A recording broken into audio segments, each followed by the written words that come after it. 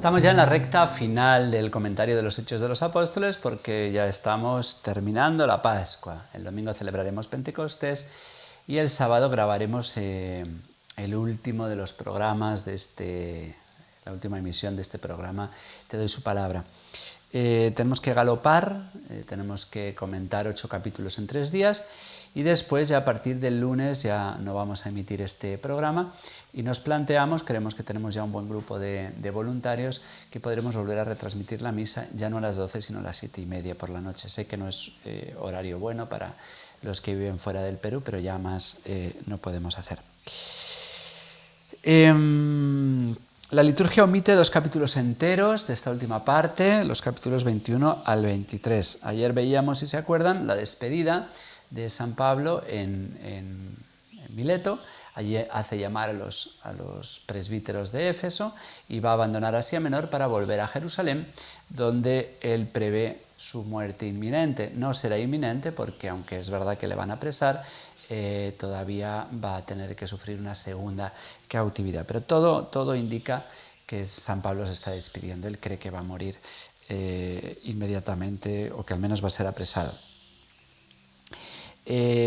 Vamos a saltarnos un montón de indicaciones geográficas que omitimos de este viaje hacia Jerusalén. San Pablo ha estado recogiendo la famosa colecta. Los hechos no nos hablan de la colecta, pero sí lo sabemos por sus propias cartas, en las cuales él ha estado pidiendo generosidad a todas estas jóvenes iglesias, a las cuales les ha pedido que colaboren con las necesidades de la Iglesia Madre de Jerusalén.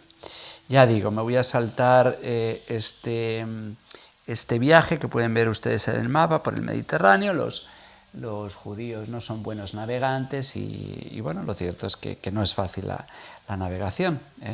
Pasan por una isla turca que se llama el Kos, por Rodas, donde estaba el famoso Coloso, una de las maravillas del mundo de entonces, a Pátara, va hacia Fenicia, ven Chipre y ya los vamos a dejar en Cesarea.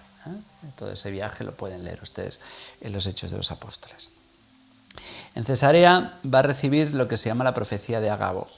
En la costa mediterránea, al norte de Jerusalén, al norte de Jaffa, de Jope o de hoy Tel Aviv, pues ahí van a casa de Felipe, el diácono, que San Lucas llama el evangelista. Él tiene 4 hijas vírgenes, porque todavía el celibato no es algo generalizado en el presbiterio de la época. San Pablo es célibe, Juan Bautista lo ha sido, el Señor también, pero todavía pues este don inmenso que la Iglesia ha ido descubriendo a lo largo de los siglos todavía no es algo generalizado. Así que Felipe tiene 4 hijas vírgenes que son profetas, pero donde se detiene un poquito más San Lucas, aquí en Cesarea, es la venida de un profeta. Sabe que en los primeros tiempos, después de Pentecostés, de un modo muy especial, hoy también ocurre, pero más en aquella época, existen estos profetas que son personas a las cuales Dios les da el don de poder hablar a los hombres, para interpretar el pasado, para interpretar el presente y a veces incluso para alertar de algunas cosas del futuro. Y lo que hace este Agabo es, al estilo de los profetas del Antiguo Testamento, un gesto profético que se llama. Toma el cinturón con el que se ciñe la túnica a San Pablo y se ata los pies y las manos. Y entonces dice: esto me dice el Espíritu Santo, así atarán los judíos en Jerusalén al dueño de este cinturón, o sea, San Pablo, y será entregado a los gentiles, cosa que ocurrirá. Y eso hace que San Lucas y todos los demás le ruegan a San Pablo que no siga adelante, que no vaya a Jerusalén. Pero Pablo les consuela. Todo el mundo está viviendo una auténtica despedida. ¿Por qué lloran? Me destrozan el corazón. Estoy dispuesto a morir en Jerusalén por el nombre del Señor Jesús. No va a morir en Jerusalén y no va a ser además ahora, pero sí es verdad que lo van a detener y que casi consiguen matarlo. Pero vamos a ver qué fecundo es este periodo que les parece tan terribles a todos, como nos parece a veces terribles las épocas que vivimos, y el Señor sabe ir consolando, porque de hecho va a ser una época muy fecunda donde San Pablo va a seguir escribiendo, va a seguir visitando, va a seguir consolando, incluso en cautividad. Bien, llegan a Jerusalén y y ahí son recibidos con mucha alegría en la casa de Santiago. Santiago el Mayor ha muerto, ha sido decapitado por Herodes. El Santiago del que hablamos es el obispo de Jerusalén, el que llaman hermano del Señor, el primo, el familiar del Señor. Y San Pablo ahora hace un resumen de este tercer viaje entre los gentiles. Les va contando y ellos glorifican a Dios. Ya ves cuántos miles y miles de judíos, ellos destacan porque tienden a ser judaizantes, cuántos miles y miles de judíos han abrazado la fe. En realidad San Pablo ha hecho muchos más conversos de entre la gentilidad. Pero ahora le cuentan a San Pablo lo adversa que encuentra la ciudad de Jerusalén. En Jerusalén están ya muy hartos de esta nueva secta, llaman ellos, de este nuevo camino, el de los cristianos, y entonces van a querer quitárselos de en medio. Entonces le cuentan que la ciudad no está contenta con la llegada de San Pablo, y dice: saben que has llegado y han oído que enseñas a los judíos que viven entre los gentiles que se aparten de Moisés, eso en parte es verdad, y que no circunciden a sus hijos ni observen las tradiciones. Lo que temen es un motín, y lo que le aconsejan a San Pablo es que demuestre que es un buen judío, y para eso le aconsejan que haga un voto con otros 4 que van a hacer un voto, el voto que está narrado en el capítulo 6 del Deuteronomio, un mes de ayuno, después del cual uno se rapa la cabeza porque ha estado dejándose los pelos más largos, y le aconsejan que demuestre, ahora que acaba de llegar, que es un buen judío. Y de hecho San Pablo lo va a hacer, y así van a ser los discursos ahora.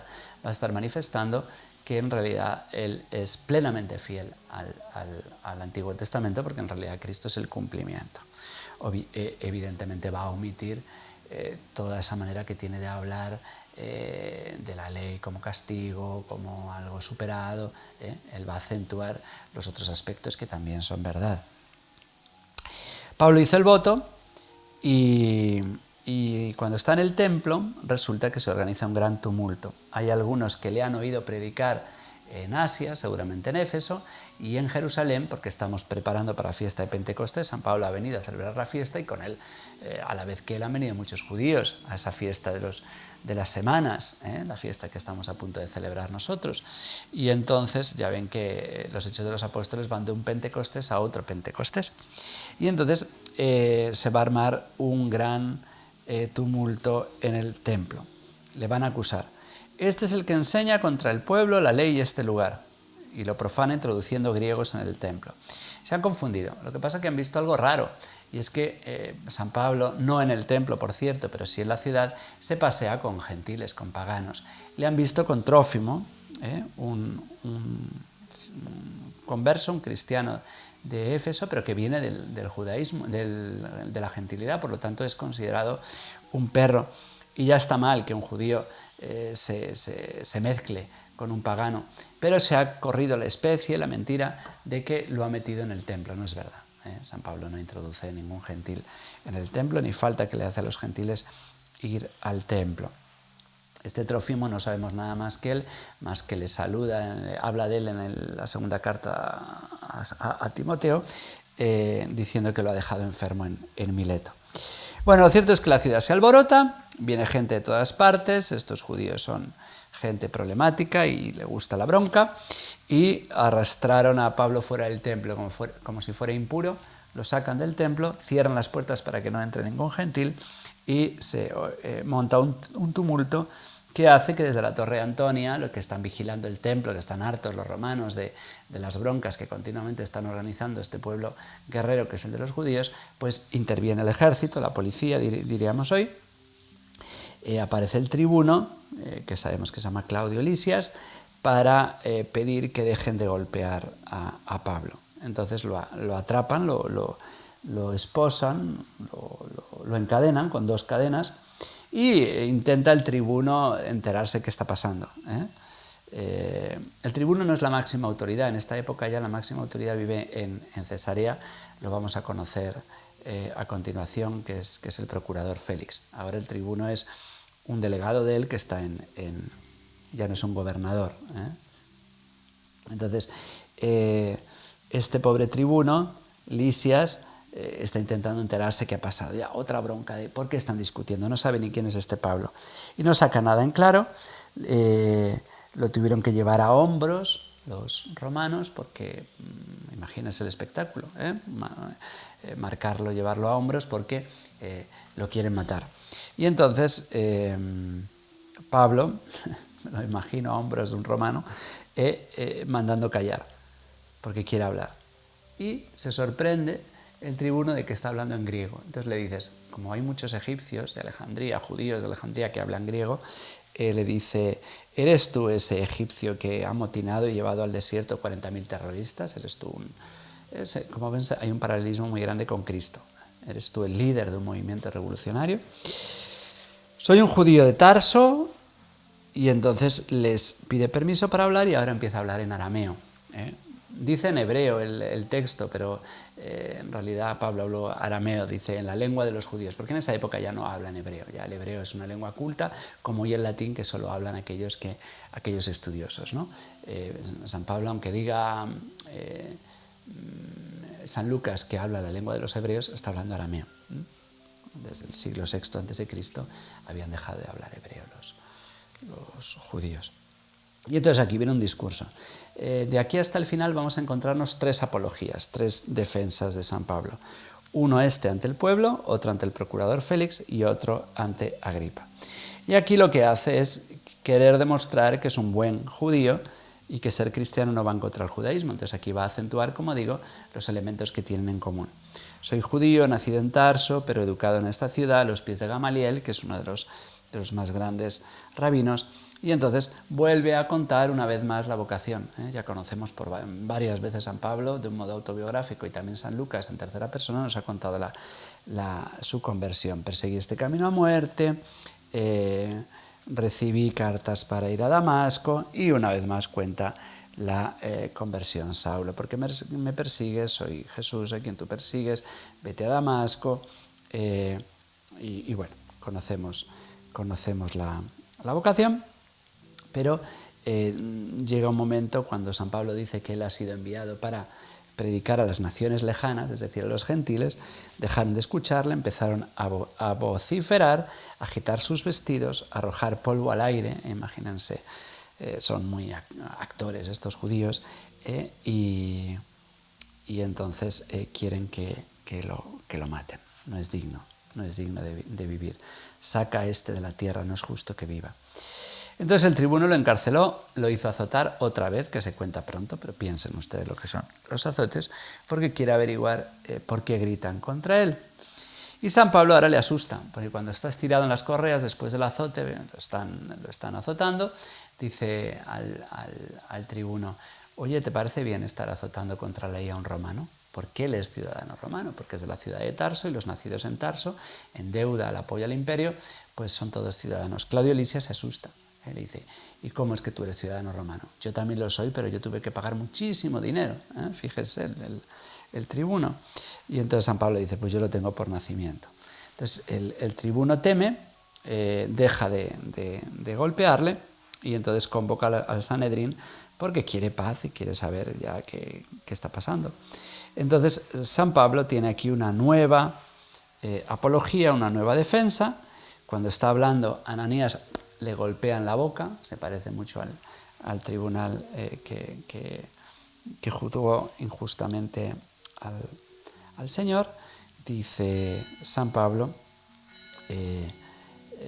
ante este Ananías, que había dicho Flavio Josefo que era avaro, glotón, disoluto y cruel, pues San Pablo le recriminará. Dios te golpeará a ti, pared blanqueada, me juzgas según la ley. Parece que no sabía que era el sumo sacerdote porque no debía tener las insignias, fue una reunión un poquito más improvisada. Entonces San Pablo, aquí es la liturgia de hoy, propiamente lo que se va a leer hoy es en este contexto que acabo de contar, y ya tengo que ir terminando.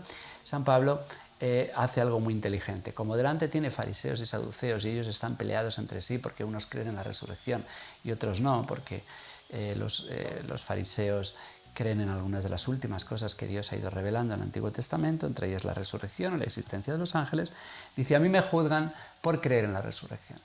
Y entonces los fariseos se ponen del lado de San Pablo y los saduceos en contra. Se produce entre ellos un altercado que le confirma a Claudio que este pueblo no tiene remedio. Y entonces el tribuno se da cuenta de que quieren matarlo sí o sí, y entonces lo vuelve a mandar al calabozo sin saber todavía qué hacer. Termina la liturgia de hoy mostrando cómo al Señor se le aparece el Señor y le dice: ánimo, como has dado testimonio de mí en Jerusalén, vas a darlo en Roma. Aquí le confirma que va a ir a Roma, y esto es lo que hará que San Pablo apele al César, como veremos mañana y pasado, días en que terminamos de comentar los Hechos de los Apóstoles. Que la bendición de Dios Todopoderoso, Padre, Hijo y Espíritu Santo, descienda sobre ustedes y les acompañe siempre. Hasta mañana, si Dios quiere.